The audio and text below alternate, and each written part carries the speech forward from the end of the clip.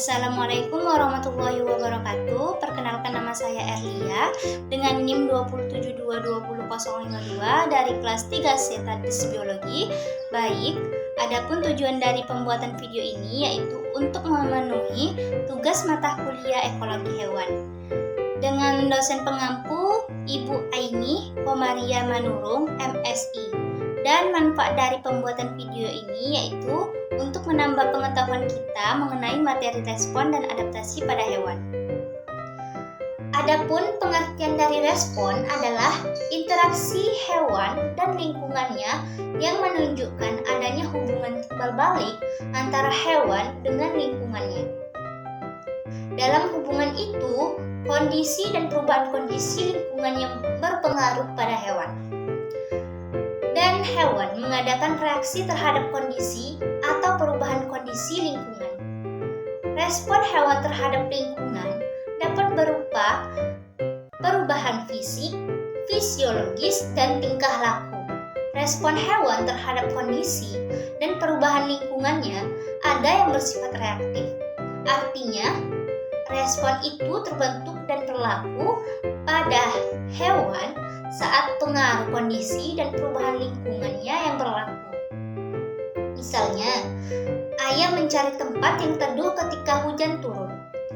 Respon-respon seperti itu merupakan respon yang untuk semua anggota spesies. Respon itu merupakan perubahan pada hewan yang bersifat reaktif terhadap lingkungannya. Respon dasar pada hewan. Selama periode ontogeni, pada hewan dikenal 3 macam respon dasar, yaitu respon pengaturan, respon penyesuaian, dan respon perkembangan. Mekanisme ketika respon ini berdasarkan sistem umpan balik negatif. Agar mekanisme itu berhasil, maka respon yang dihasilkan harus sesuai besarnya. Waktu, tempat, dan berlangsung cukup cepat. Respon terbagi menjadi 2, yaitu respon reversibel dan respon tak reversibel. Yang pertama, respon reversibel. Tipe respon dasar hewan yang bersifat reversibel dan paling sederhana adalah respon pengaturan atau regulatory. Respon fisiologi terjadi sangat cepat atau refleks. Contohnya, perubahan pupil mata terhadap intensitas cahaya. Yang kedua, respon tak reversibel. Tipe respon tak reversibel selama ontogeni adalah respon perkembangan. Respon berlangsung lama karena melibatkan banyak proses yang menghasilkan perkembangan beraneka ragam macam struktur tubuh. Hasilnya bersifat permanen, contohnya perubahan jumlah mata faset pada Drosophila yang dipelihara pada suhu yang tinggi. Selanjutnya, pengertian dari aklimatisasi dan adaptasi merupakan perwujudan respon terhadap lingkungannya. Aklimatisasi terjadi pada periode ontogeni, reversibel, dan tidak diwariskan. Yang serupa dengan aklimatisasi adalah aklimasi. Perbedaannya, aklimatisasi menyangkut banyak faktor alami, sedangkan aklimasi digunakan untuk 1 atau 2 faktor yang dapat terjadi di laboratorium. Adaptasi terbagi menjadi 4 macam proses pada hewan, yaitu yang pertama, adaptasi fisiologis. Adaptasi fisiologis adalah penyesuaian yang dipengaruhi oleh lingkungan sekitar yang menyebabkan adanya penyesuaian pada alat-alat tubuh untuk mempertahankan hidup yang baik. Yang kedua, adaptasi morfologis. Adaptasi morfologis adalah penyesuaian pada organ tubuh yang disesuaikan dengan kebutuhan organisme hidup. Contohnya, berbagai jenis ikan dan mamalia yang hidup di lautan. Adaptasi struktural menyangkut seluruh aspek hidup hewan. Misalnya, pada tipe paru pada burung sesuai dengan jenis makanannya. Yang ketiga, respon dan adaptasi perilaku. Perilaku hewan merupakan aktivitas terarah berupa respon terhadap kondisi dan sumber daya lingkungan. Terjadinya suatu perilaku melibatkan peranan reseptor dan efektor serta koordinasi saraf dan hormon. Jenis efektor yang paling berperan adalah otot-otot tubuh. Perilaku pada hewan rendah seluruhnya ditentukan secara genetik, bersifat khas, terjadi secara otomatis.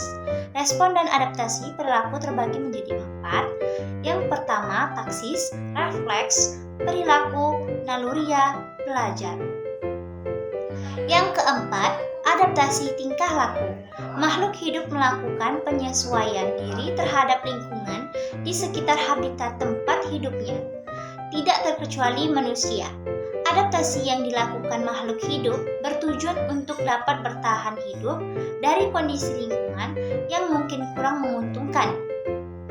Ada beberapa bentuk adaptasi tingkah laku atau behavioral adaptation pada binatang atau hewan di sekitar kita, yaitu yang pertama, mimikri. Mimikri adalah teknik manipulasi warna kulit pada binatang atau hewan, contohnya pada bunglon yang dapat berubah-ubah sesuai dengan warna di sekitar lingkungannya. Yang kedua, hibernasi adalah teknik bertahan hidup pada lingkungan yang keras dengan cara tidur menonaktifkan dirinya, contohnya pada ular, ikan, kura-kura, dan lain-lain. Yang ketiga, autotomi. Autotomi adalah teknik bertahan hidup dengan cara mengorbankan salah satu bagian tubuhnya, contohnya pada cicak yang hidup di rumah atau di pohon.